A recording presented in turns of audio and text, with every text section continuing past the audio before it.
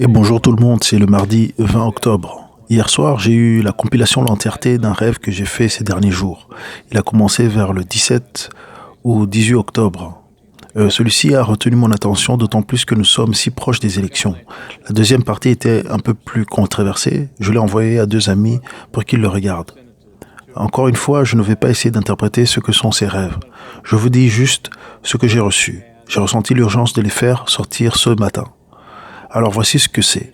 J'ai vu ce qui ressemblait à un atlas avec des lignes étatiques dans le pays, comme si vous regardiez un atlas et que vous voyez des lignes d'inter-État qui passent d'un État à l'autre.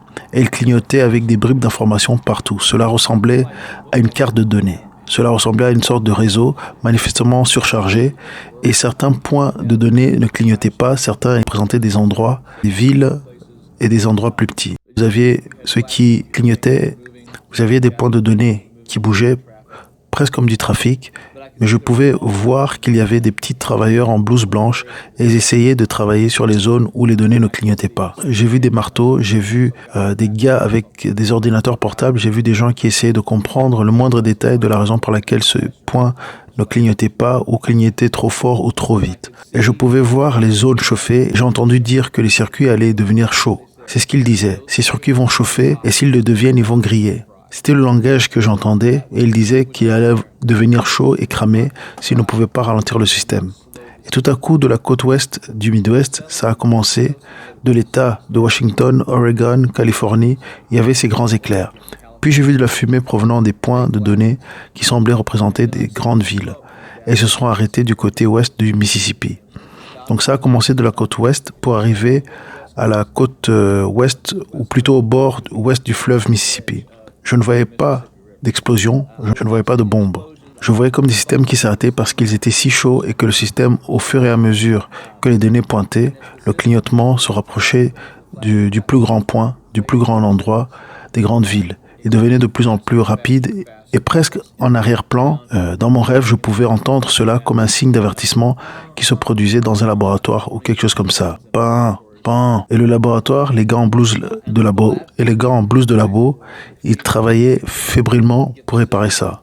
Mais ils ne pouvaient pas remettre le système en ligne. Et ils essayaient plutôt de rediriger. Vous pouvez les entendre dire de rediriger ce système dans cette ville. Allez, je les entendais dire plusieurs fois, aller autour de Reno, faire le tour de Reno, faire le tour de, passer par Vegas, aller ici, aller là. Et ils essayaient de rediriger le système pour le redonner vie. Mais pendant qu'ils le faisaient et le redirigeaient, les grandes villes envoyaient encore des nuages de fumée. C'était comme dans ces vieux films western où il y avait donc quelqu'un qui, comme un Amérindien, avec une couverture ou quelque chose comme ça qui recouvrait le feu, presque comme si les points de données envoyaient des informations sur ce qui s'était passé. Et je n'ai pas vu d'Indien amérindien. Je n'ai rien vu de tel, ni des gens qui fumaient.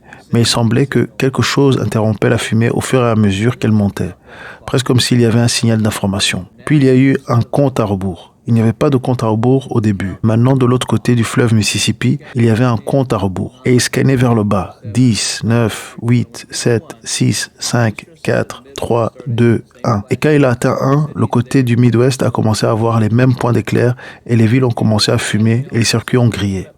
Et je pouvais entendre ces gars crier, le système monte, il monte, et puis crier, ça descend, les circuits vont griller.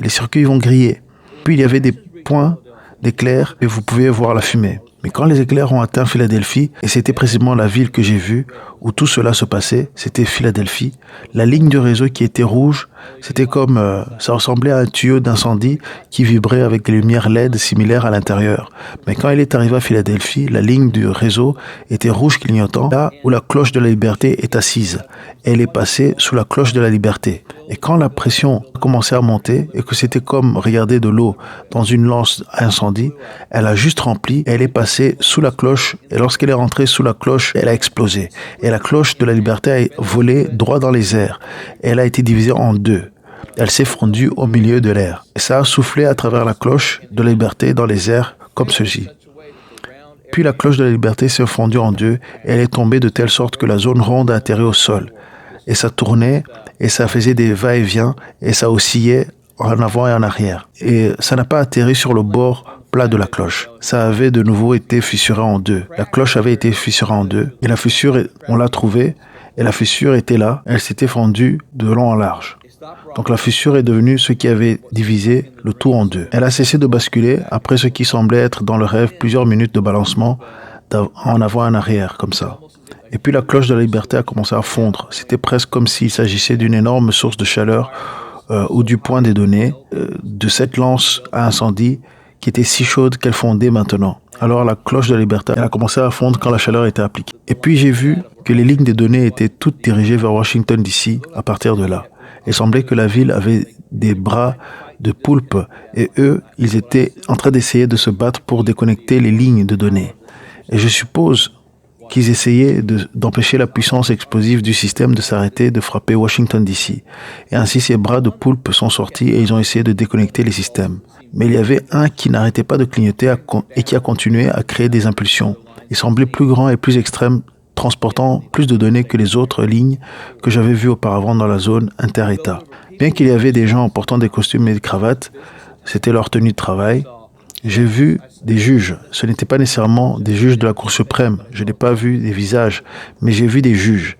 J'ai vu des gens en costume et cravate. Et ils essayaient essentiellement de retirer cette ligne de Washington DC pour l'empêcher d'exploser ou quoi, pour l'empêcher d'exploser.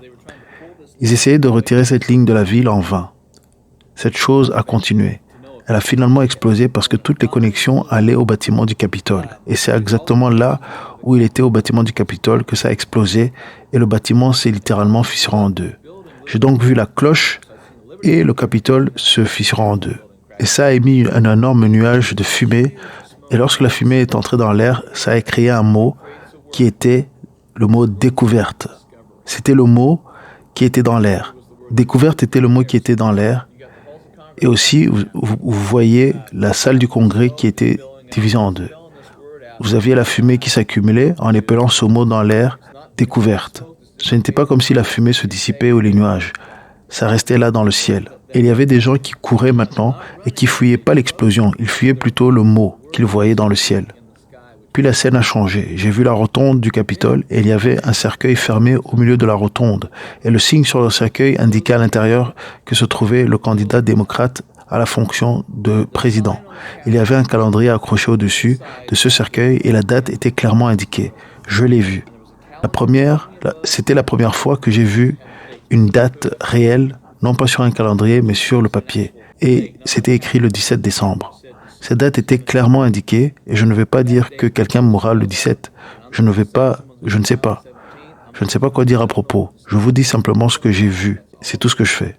Mais ça indiquait sur le calendrier qui était suspendu au-dessus du cercueil, le signe avait encerclé le 17 décembre. Maintenant, l'un des fils du candidat démocrate à la présidentielle était là, mais pas l'autre. Et sa femme était là, et elle regardait par terre. Personne ne pleurait. Personne ne pleurait. Il y avait aussi beaucoup de membres du Congrès et de sénateurs des deux partis dans la salle, et ils avaient toute la tête baissée en regardant le sol et ils secouaient violemment la tête. Il suffisait ils faisaient des points et ils secouaient violemment la tête. Toutes leurs chaussures n'étaient pas non plus sur leurs pieds. Les chaussures étaient empilées comme lorsque vous marchez dans la rotonde. Toutes les chaussures y étaient empilées. Donc tous ces membres du Congrès, tous ces sénateurs étaient fondamentalement pieds nus. Il y avait quelques femmes qui avaient des chaussettes ou des bas sur le pied, comme presque un bas de type collant sur leurs pieds. Tout le monde était totalement pieds nus. Puis un éminent sénateur s'est levé et a demandé à voir le corps. Et à ce moment-là, les bras d'un sergent se sont précipités et il a dit avec plusieurs marines en passant, il a dit qu'il n'y aura pas de visualisation du corps aujourd'hui ou plus jamais. Il n'y aura pas de visualisation du corps aujourd'hui ou plus jamais. Et le sénateur s'est assis et s'est ressaisi. Puis il marcha sur ses tas de chaussures et il fouilla dans toutes ses chaussures jusqu'à qu'il trouve sa paire. Il l'a mise et il s'est assis là pendant 1 minute à regarder autour de lui. Et il a regardé autour de lui-même et il se mettait en colère et s'est précipité hors de la pièce et il courait comme à un rythme de sprinter pour sortir de là. La fumée montait toujours dehors et il courait vers la Maison Blanche avec les poings serrés comme ça. Et sa bouche bougeait et je n'ai pas entendu les mots, mais je pouvais voir qu'il était en train de maudire. Et il maudissait, pas comme pour jurer. Il maudissait. Et il maudissait la Maison Blanche, il maudissait la direction, il maudissait en direction de la Maison Blanche. Il maudissait et il maudissait les dirigeants. Je ne peux pas mettre les mots là-dessus parce que je n'ai pas entendu ce qu'il disait. Mais il maudissait de toute évidence. Et il était en colère contre quelque chose qui se passait, qu'il avait l'intention de faire, d'apporter un changement. Il s'est arrêté un instant près du monument de Washington et a regardé en arrière. Et quand vous regardez en arrière, il y avait environ 20 à 25 autres personnes qui le suivaient. Des hommes et des femmes. Je n'ai pas vu, je ne peux pas vous dire qui c'était. Je n'ai pas vu ses visages. Le coureur, oui, je savais qui c'était, mais je ne vais pas vous le révéler. Mais néanmoins, 20 à 25 personnes le suivaient et elles tenaient leurs chaussures à la main pendant qu'elles marchaient et il leur a dit de se dépêcher. Mais elles ont juste continué leur rythme très régulier, presque prudent, pour arriver à lui. Puis, il s'est moqué d'eux et il se moquait de la Maison Blanche. Il a commencé à sprinter vers la Maison Blanche aussi vite qu'il pouvait. Et à ce moment-là, j'ai vu l'homme que j'avais vu dans les rêves précédents.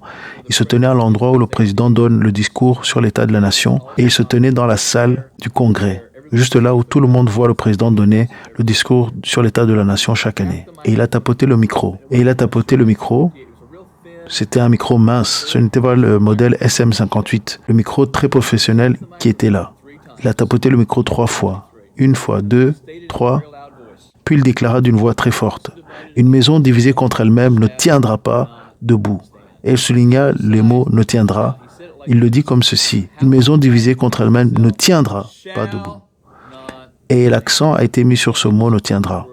Puis, il a poussé le microphone vers le bas, il a simplement mis la main et a poussé le microphone jusqu'au podium et il s'est dirigé vers la porte à l'arrière de la salle. Et sur ce mur, il y avait un panneau de probablement 25 ou 30 interrupteurs d'éclairage. Juste votre interrupteur à bascule. Et un par un, il les fit descendre un par un jusqu'à ce que toutes les lumières du Congrès et de ce bâtiment et de cette pièce s'éteignent. Et ce fut la fin du rêve. J'ai donc eu ce rêve au cours des 3 ou 4 dernières nuits. Je n'ai pas dormi depuis environ 3 heures. Je l'ai eu vers 2h15, et peut-être entre 2h15 et 2h30. Je me suis réveillé avec une urgence incroyable pour le publier. Encore une fois, je ne vais pas dire tout ce que je pense que cela signifie. Je pense que nous allons voir beaucoup de choses révélées au Congrès. Je pense que les 2 prochaines semaines, nous allons voir beaucoup plus de révélations sur certains de nos dirigeants des 2 côtés. Mais quoique j'ai vu avec les points de données là-bas, il y a des choses explosives qui se produiront. Ce n'étaient pas des villes qui explosaient, c'était des informations qui étaient des points de données, qui étaient des systèmes qui tombaient en panne. Et donc je partage ceci, vous demandant de prier à ce sujet et prier pour la sagesse et la compréhension.